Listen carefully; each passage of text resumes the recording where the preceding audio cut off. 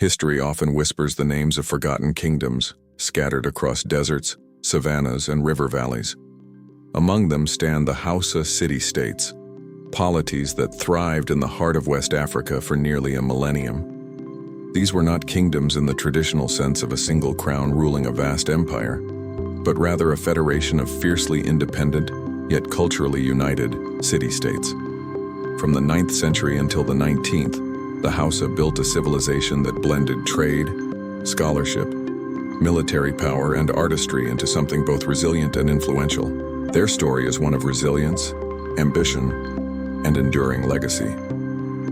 Today, the Hausa people number tens of millions, spread across Nigeria, Niger, and beyond. But their roots lie in the glittering age of their city-states. This is their story. The origins of the Hausa civilization remain cloaked in legend, myth, and partial memory. Oral traditions speak of Bayajida, a wandering prince from Baghdad or Yemen who traveled across the Sahara to the land of Daura in modern-day northern Nigeria. He is said to have slain a serpent that terrorized the people of Daura by blocking access to their well. For this heroic act, he was rewarded with marriage to the local queen, and from their union came 7 sons.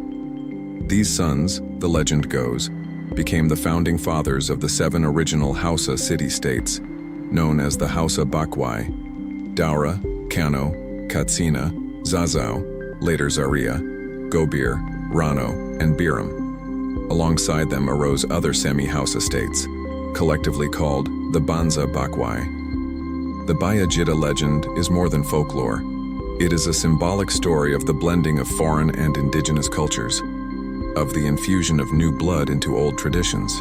It also highlights how deeply identity, myth, and memory intertwine in Hausa history. Whether entirely true or embellished, the story provided a unifying framework, a sense of shared ancestry for otherwise independent city-states. By the 10th century, these Hausa city-states were taking shape, thriving at the crossroads of trade. Geography favored them. The region lay at the meeting point of the Sahara Desert to the north and the fertile savanna to the south. This meant that the Hausa were perfectly positioned to act as middlemen, linking trans-Saharan caravan routes with the agricultural abundance of the Niger and Benue valleys. Camel caravans brought salt, textiles, horses, and books from North Africa, while Hausa traders exchanged gold, kola nuts, leather, grain, and eventually slaves. This role as commercial brokers would define Hausa prosperity for centuries. But the Hausa were not just traders, they were builders. Each city-state was centered around a walled capital. The Hausa became master masons, constructing mud brick walls, fortifications, palaces, and mosques that testified to their sophistication. Kano, one of the greatest of the Hausa states, was particularly renowned for its walls, which stretched for over 14 kilometers and stood as tall as 15 meters. These fortifications were not merely defensive, they were statements of power, symbols that these cities were thriving centers of authority and culture. Within the walls bustled markets, workshops, and royal courts. Artisans worked leather, woven cloth, iron tools, and brassware that became sought after across West Africa. Kano's famous indigo cloth, dyed in deep blue pits, traveled as far as North Africa and the Middle East. Katsina became known for scholarship, attracting Islamic clerics and intellectuals. Zaria, under its legendary Queen Amina, became a center of military expansion, known for her campaigns that expanded Hausa influence across the savannah. Each city had its strength: Daura for tradition, Kano for commerce, Katsina for learning, Zaria for conquest, and Gobir for military defiance. Together they created a civilizational mosaic. The rise of Islam in the region was transformative. By the 11th century, Islam had reached Hausaland through trade and contact with North African merchants. Kings and elites began to convert, not only for faith, but for the political and economic benefits that came with belonging to the wider Islamic world.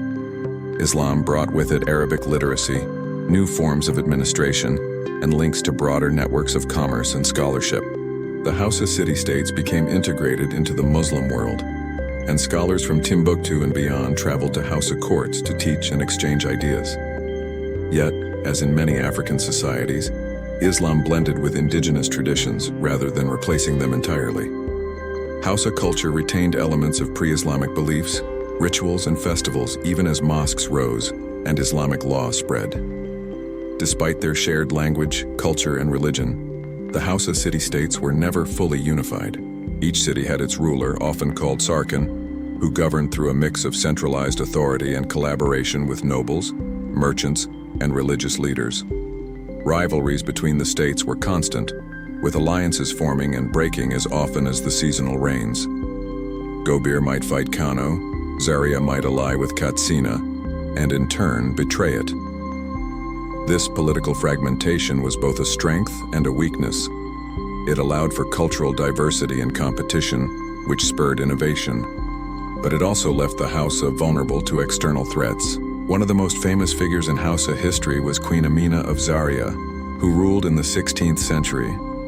Amina was a warrior queen who expanded Zaria's influence far beyond its walls. Oral traditions claim she led armies of 20,000 men, conquering vast territories and establishing Hausa dominance in trade routes. She built walls around newly conquered towns, many of which remain standing to this day, earning her the title Builder of Walls. Amina's legacy is not just one of military might, but of empowerment. She became a symbol of female leadership and authority in a patriarchal society. Her story survives in song, folklore, and even in Nigeria's currency.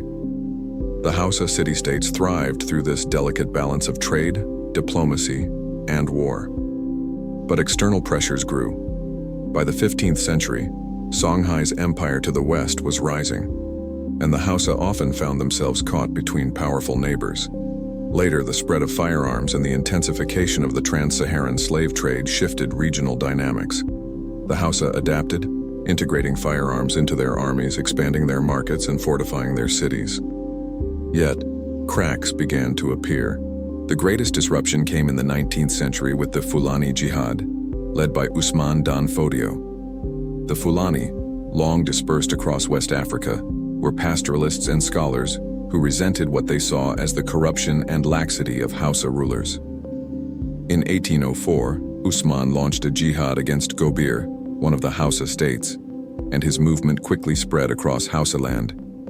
The Hausa armies fought fiercely, but city after city fell. By 1810, most of Hausa land was incorporated into the Sokoto Caliphate, a new Islamic empire that swept away the old Hausa political order. The Hausa ruling dynasties were replaced or subordinated, their independence extinguished. Yet, even in conquest, the Hausa identity endured. The people, language, and culture of the Hausa did not disappear. Instead, they were absorbed into the Sokoto Caliphate, where Hausa became the lingua franca of administration and trade. The Hausa skill in commerce, literacy, and urban culture meant they remained central to the new order. Indeed, Hausa language and culture expanded even further, becoming dominant across much of northern Nigeria, Niger, and beyond. The Hausa adapted and thrived within the Sokoto system, showing their resilience. The legacy of the Hausa city-states is immense. First, in terms of urban culture, they were among the earliest and most enduring urbanized societies in West Africa. Their walled cities, markets, and crafts set standards that influenced neighbors and successors alike. Second, in terms of trade, they connected West Africa to the wider world, ensuring that gold, cloth, books, and ideas flowed across continents. Third, in terms of language and identity, the Hausa language, with its rich proverbs and poetry, became one of Africa's most spoken tongues, carried by traders and scholars across the Sahel. Even today, the Hausa remain one of the largest ethnic groups in Africa, numbering over 70 million people. Their markets dominate trade in West Africa.